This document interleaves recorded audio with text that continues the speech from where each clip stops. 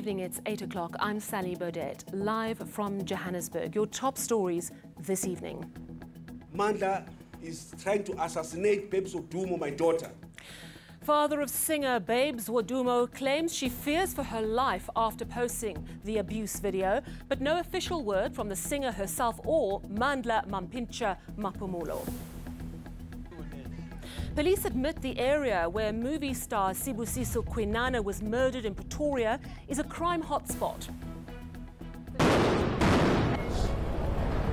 And chaos at Tshwane University of Technology campuses as students protest over food allowances. We start with an assault video that has shocked the country, not least because it involves two celebrities. And we can this evening confirm that performer Babes Wodumo has laid a charge of assault against her boyfriend, Mandla Mampintsha Maphumulo. Now, this information from the star's father, who spoke to our reporter in Durban, THIS a little earlier. Just a warning to viewers, the following report contains graphic visuals. This video has sparked renewed anger around gender-based violence. In it, artist Mandla Mampintsha Maphumulo is seen attacking his musician girlfriend, Bongekile Simelane, known as Babes Wodumo.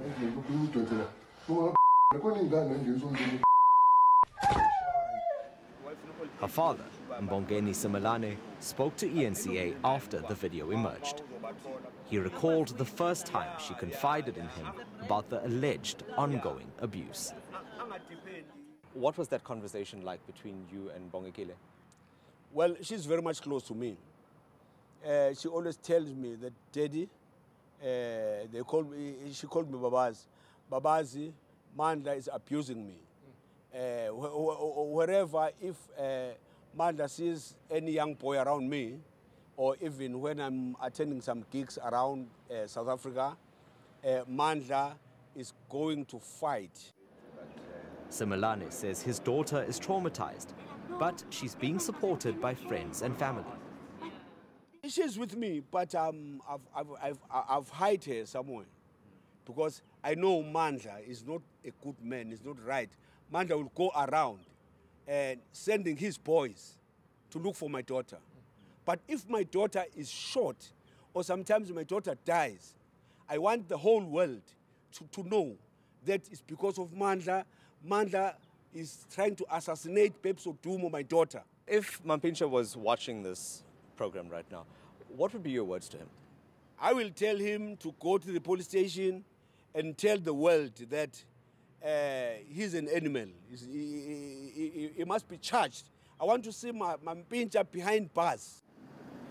The singer has opened a case against Maphumulo and police are investigating. What I can assure the nation in this case, currently, the National Commissioner himself has taken, on hearing about this case, has instructed that a senior police officer be dedicated to an investigation, which investigation must be overseen by the national head of the Family Violence, Child Protection, Sexual Offences Unit, and that is what's happening now. Babes Wodumo is expected to brief the media on Tuesday. THIS in Durban. Let's take this further now with lawyer Megan Harrington-Johnson. She's a managing partner at HJW Attorneys. She specialises in private law and abuse cases. Thank you very much for joining us this evening. So she's laid a charge. There's a video showing abuse. Surely this is an open and shut case. Unfortunately, it's not as clear-cut as that. Remember that an accused is not guilty until it is proven by the state that he is guilty beyond a reasonable doubt. A key factor in this case is going to be proving the veracity and the authenticity of that video. And that, I think, is what it's going to turn on. Another concern is that we've heard that Babes apparently did not go to the hospital or to a doctor after the assault. So there's no J88 form, which is a document which records the injuries that arise out of an assault, which provide further evidence as to the assault that did occur. Look, the video is pretty incriminating. We've also got the father quite prepared to say, look, this is not the first time it's happened. How can a video like that not be used? Absolutely. So it's going to be up to the state to prove that the video is in fact authentic. Okay, so they'll trace it to its source, which Correct. is Babes Wodumo. But we don't know necessarily. We're going to need Babes to cooperate and to provide that video. Alternatively, the video is going to have to be subpoenaed from Instagram itself. So if she cooperates, great, then we can try and prove the authenticity. But remember that his attorneys are going to try and prove that the video has been tampered with in some manner or form. Now, we hear from her father. She's laid a charge. She's due to speak to the media tomorrow. Her father says she's in hiding. What is the thing that she needs to do now to stay safe? If I was her attorney or a friend or family member, I would advise her to immediately go to her nearest magistrate's court and to obtain an interim protection order, which is obtained in terms of the Protection from Harassment Act or the Domestic Violence Act. What that does is that it automatically authorizes the police to issue a warrant against an accused perpetrator, which is done not beyond reasonable doubt, but on a balance of probabilities. If the offender or the accused then contravenes that protection order, the person can be arrested simply on the veracity. Will the police act more quickly? They will. They absolutely will. So they're on red alert as soon as they know the warrant sits at the police station. They sit on red alert. If something happens, she simply phones in and says, "This has happened. Please come and arrest." One thing I want to ask you, the father says this is not the first time. She works and has lived with Mampintsha. Is this one of the reasons why it can be very hard for abused women to leave? Most definitely. We see it in lots of cases. Unfortunately, specifically when people are financially dependent, it makes the circumstances so much more difficult to try and get away from, because how do you manage your life without that human being? Thank you so much for joining us on eNews this evening. That was Megan Harrington-Johnson, Managing Partner at HJW Attorneys. We move now to Pretoria, and police have not yet made any arrests in connection with the murder of actor Sibusiso Kwinana. The star of the movie Matwetwe was stabbed in Pretoria on Friday night, allegedly for his cell phone. Our reporter Liranzo Temba reports the murder occurred in a well-known crime hotspot. It was at this intersection where 25-year-old Sibusiso Kwinana was attacked and stabbed on Friday evening, allegedly to steal his cell phone. Police say he was walking back from the local cinema with a friend in the Sunnyside area, a known crime hotspot often frequented by young people and students. Kwinana starred in a local box office hit, Matwetwe. His death has sent shockwaves through the country. Some who live near where the crime took place say walking these streets is often a gamble. I've been robbed like 3 times now. Like I have scars, like they just came from the back. They start choking me. Hey, it was a big experience. What did they take from you? Everything. My phone, my keys, wallet. Local police say 25 suspects have been arrested for street robberies in the last 3 months. Most attacks take place at night and are usually carried out by a group. Police admit a lack of surveillance helps the criminals stay one step ahead. There are areas that are covered with CCTV, and in those instances it also makes our job easier. However, in most areas in our area we do not have access to CCTV, and that also hampers, our investigations in some instances where there are no eyewitnesses. Gauteng police have identified several crime hotspots in the Johannesburg and Pretoria CBDs. More officers have been deployed to these areas, including Sunnyside. But this did not help Sibusiso Kwinana. Liranzo Temba, Pretoria. Chaos and pandemonium at a number of Tshwane University of Technology campuses in and around Pretoria today. Lectures have been suspended yet again, with protesting students now pushing for a total shutdown of the university. The heart of it seems to be meal allowances for NSFAS students who stay on and off campus. This is the second disruption this year. Last month, several campuses were closed due to complaints about accommodation shortages. Our reporter, Chehohajo Moahi, was at the Pretoria TUT campus earlier today. Well, there was quite a large number of students at the Soshanguve campus, where they've closed both the north and the south campuses there. But the turnout here has not been that bad, or that big rather. There aren't really that many students here in this particular area. These are students from the TUT main campus, which is the one in Pretoria West, and they are also demanding the same thing that the Soshanguve students are demanding, which is that they want for their NSFAS meal allowances to be paid out. They're saying that they are struggling to study because of this situation. They are really just calling on NSFAS and the Department of Higher Education to just come forward and just give them an idea as to when they'll be getting paid so that they can actually have their meal allowances. But when I did speak to TUT management not so long ago, they did mention to us that the situation here is not just about TUT or NSFAS. It is also about a policy. It's also about a national policy situation. So it's not only about NSFAS. It is about a policy situation at this point. And as you just heard, they've just fired some live ammunition and they're firing some tear gas to the students because they are starting to get quite violent at this point in time. They are now running off and we doubt that they'll be back any minute from now. We are expecting that these guys will just keep burning, but no students will be back. Of course, no clarity whether that was live ammunition. We understand those were tear gas canisters. Still ahead on eNews, we go to the United States of America, and the state of Alabama has been hit by tornadoes, leaving a trail of death and destruction. And on the business front, a trade deal between the world's superpowers finally be reached. That is the big question, and the Rand's movements are watching this closely.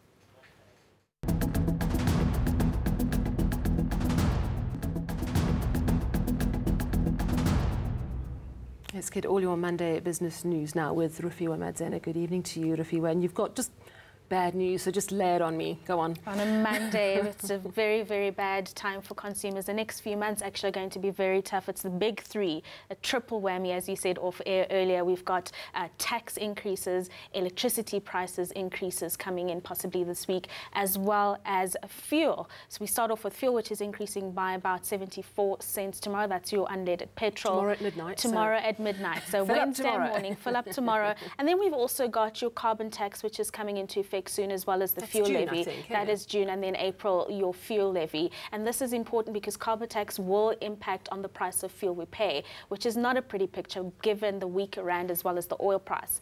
When it comes to electricity, NERSA is set to make their decision on Thursday about that tariff increase. So we'll be hearing from them. I mean, we do know that they don't generally increase to exactly what Eskom has asked for, but they always do provide a little bit of an increase. And the Mineral Council of South Africa has indicated that if this happens, about 40% of mining, smeltering companies could shut down, and it could also lead to about 150,000 jobs within the mining sector, and that's just based on an electricity increase alone, Sally. I'm looking for a silver lining and I'm not seeing one. I think it's just a nice cup of tea when I get home. How are the markets today? Let's have a look at those markets. Not a great day on the markets. Heavyweight Naspers, though, did keep the JSE flat from slipping into the red. A strong performance from the company, which owns about a third of China's Tencent, reduced a slump which would have been experienced by the banks and gold miners. On the commodities front, the oil price continues to get great support from OPEC-led supply cuts. Meanwhile, the gold price is still hovering at 5-week lows. Investors seem to have lost interest in the safe haven asset. Onto the local unit now. The rand is feeling the heat from the stronger dollar, and local GDP numbers for the fourth quarter are due tomorrow and may just influence the rand's movements. Thank you very much for bringing us all that bad news. At least we're forewarned and we can fill up our tanks tomorrow. We'll chat again to you tomorrow. Thank you very much, Rufiwa. Let's take a quick look at international headlines now. And British musician Keith Flint has died. The 49-year-old was pronounced dead at his home this morning. Flint was a vocalist for the British techno group The Prodigy. He was responsible for hits such as Firestarter. He became one of the best-known faces of the 90s British electronic music scene, known for his eccentric haircuts. In the United States, at least 23 people, including children, have been killed in Alabama as storms have ripped through the southern part of the USA. At least one tornado has uprooted trees and destroyed homes in Georgia. The state had been under storm watch since Sunday evening. Jeffrey Stevens still ahead. We'll go to our weather centre with Joel for your live weather report. And then after that, we find out how one visual artist has turned her love for hair into art.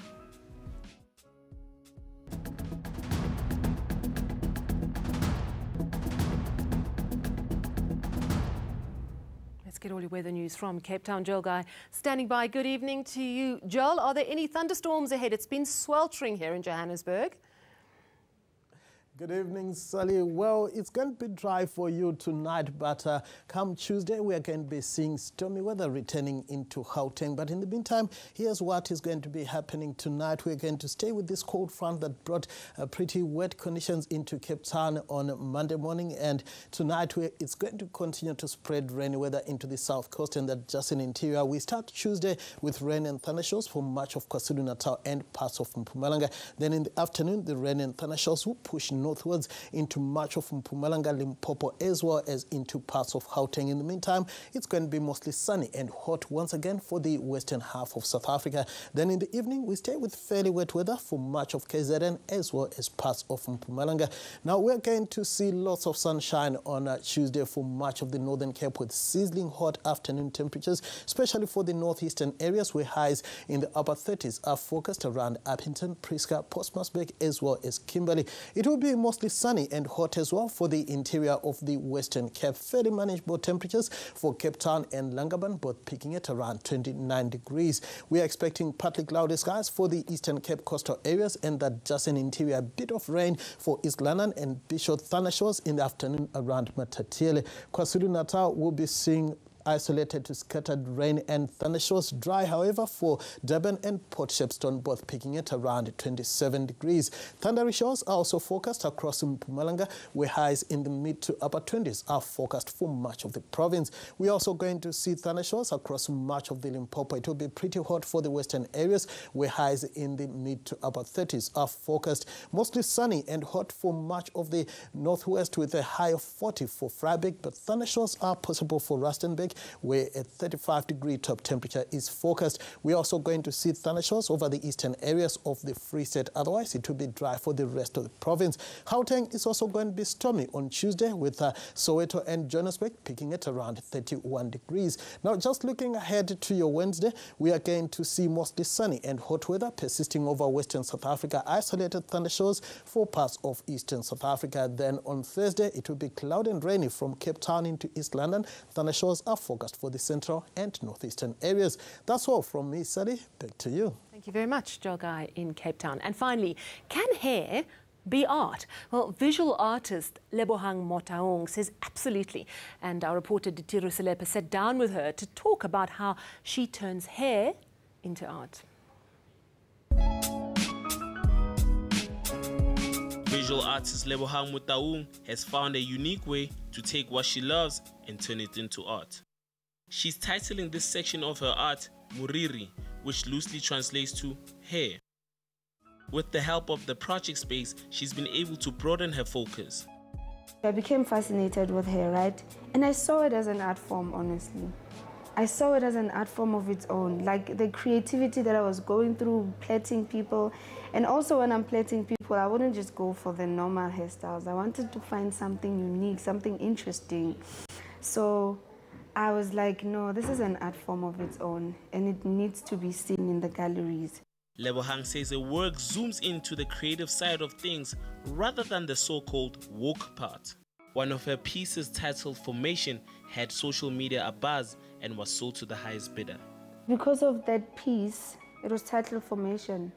Because of Formation, I think people really loved it, and now I'm getting people who want me to do something similar to that. Because I'd say that was my first one, right? And then now maybe I'll go bigger. Maybe I'll add more canvases. I'm just gonna do more of those. But her focus doesn't stop here. Lebohang says she'd like to showcase her work in museums and host her own exhibition. Ditiru Selepa, Johannesburg. Wow, incredible. Let's recap your top story this evening. The father of singer Babes Wodumo claims she fears for her life after posting an abuse video, but no official word from the singer herself or the suspect, Mandla Mampintsha Maphumulo. From me and the team, it's a very good night to you.